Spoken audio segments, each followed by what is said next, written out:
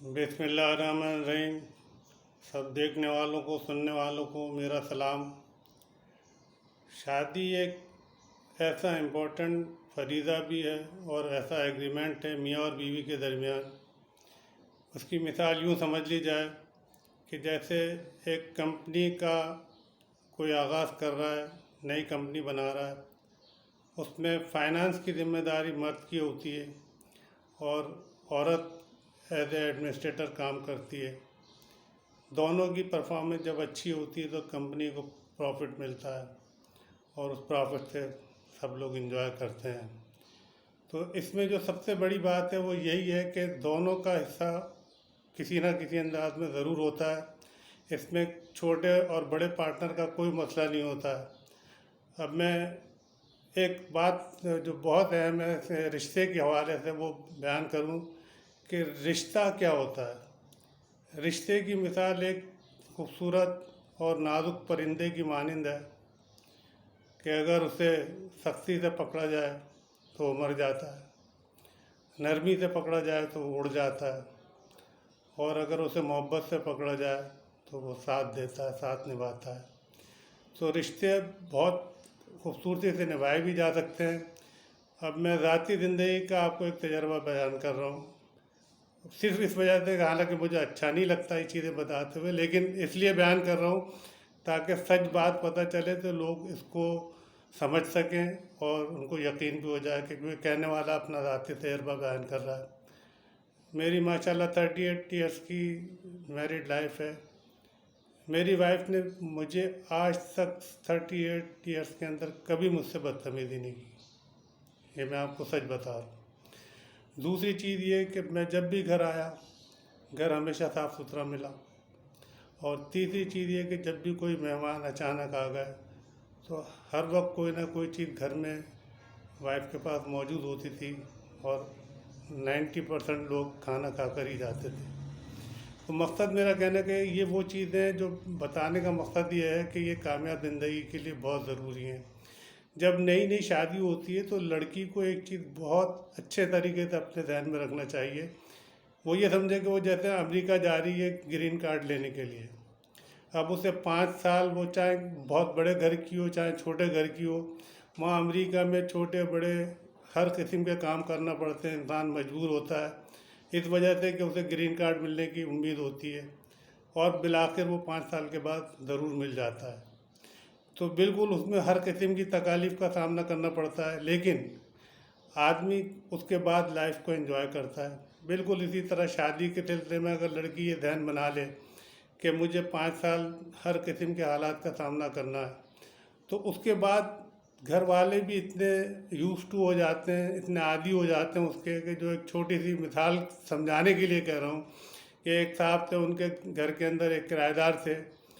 वो हमेशा लेट आता था और आने के बाद दीवार पे एक जूता फेंकता था, उसके बाद 5 मिनट का दूसरा जूता फेंकता था और उसके बाद वो सोता था।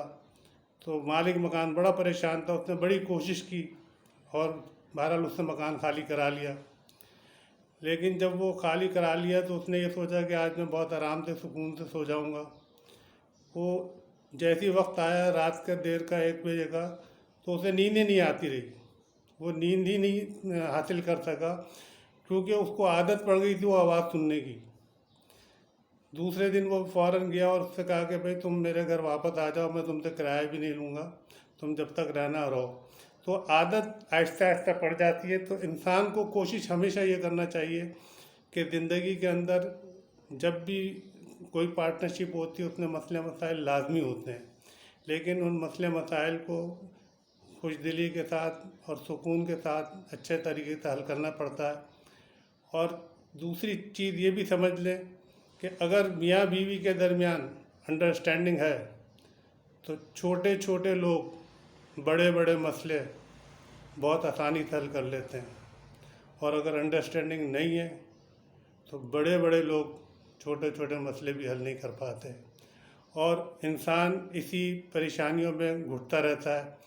तो सबसे पहली बात तो जो मैं एक टिप दे रहा हूँ लड़की के लिए, वो ये ख़ास ख्याल रखे कि शौहर जब भी घर आए सबसे पहला काम ये करे کہ اس کو زبردستی 1 گھنٹے کے لیے کمرے میں بھیج دے کہ بھئی جا کے آپ آرام کر لیں.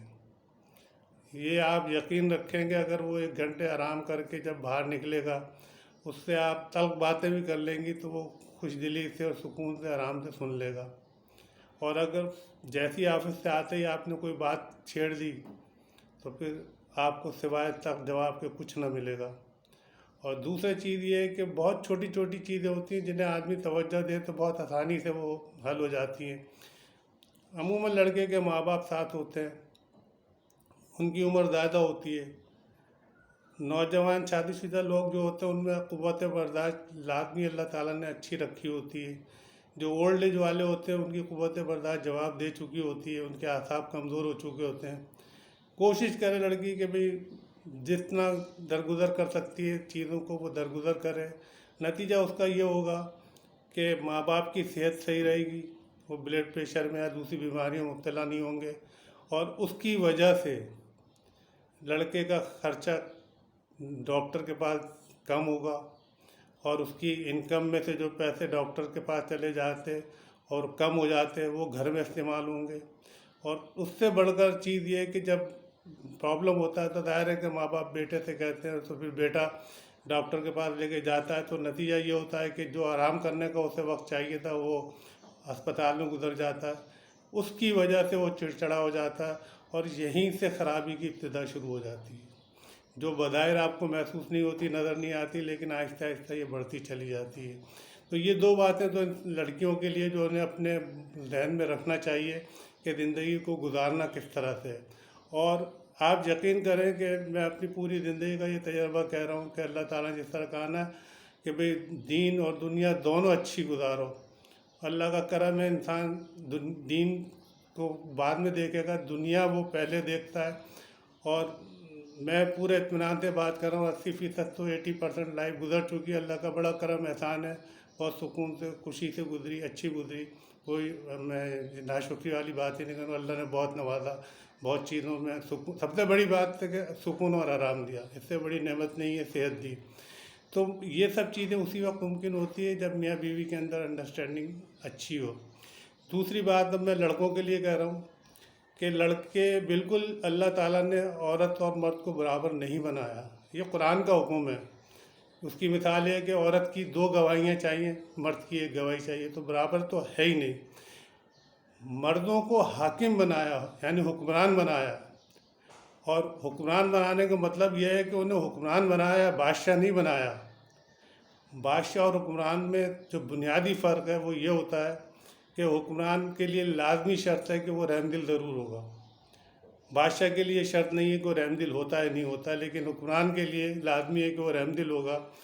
اور حکمران ہمیشہ وہ کام کرے گا جو کہ دوسروں کے لیے بہتر ہو، دوسروں کے لیے فائدہ مند ہو. اور بادشاہ ہمیشہ وہ کام کرے گا جو اس کے لیے فائدہ مند ہو، جو اسے پسند ہو. تو یہ بڑا ایک بنیادی فرق ہے. تو جب حکمران بنایا تو اس کا مطلب یہ ہے کہ رحم دلی کے ساتھ آدمی سلوک کرے اور جس طرح سے بھی ممکن ہو بیوی کا خیال رکھے، اس کی ہر تکلیف پریشانی میں اس کا ساتھ دے. تو مقصد کہنے کا یہ ہے کہ حاکم ضرور بنایا ہے، لیکن حاکم کا مطلب یہ نہیں ہے کہ انسان جو ہے وہ اس کا تکلیف کا احساس نہ کرے. دوسری چیز یہ ہے کہ آدمی کو یہ سمجھانے کے لیے آخری بات بتا رہا ہوں کہ آدمی جاوید میرداد کا شارجہ کی اننگ یاد رکھے. وہ ایک پارٹنرشپ تھی، اگر اس کا ساتھ بے شک کمزور پارٹنر تھا توصیف احمد، اگر وہ ساتھ نہیں دیتا تو جاوید میرداد کبھی بھی اتنا بڑا میچ نہیں جیت سکتا تھا.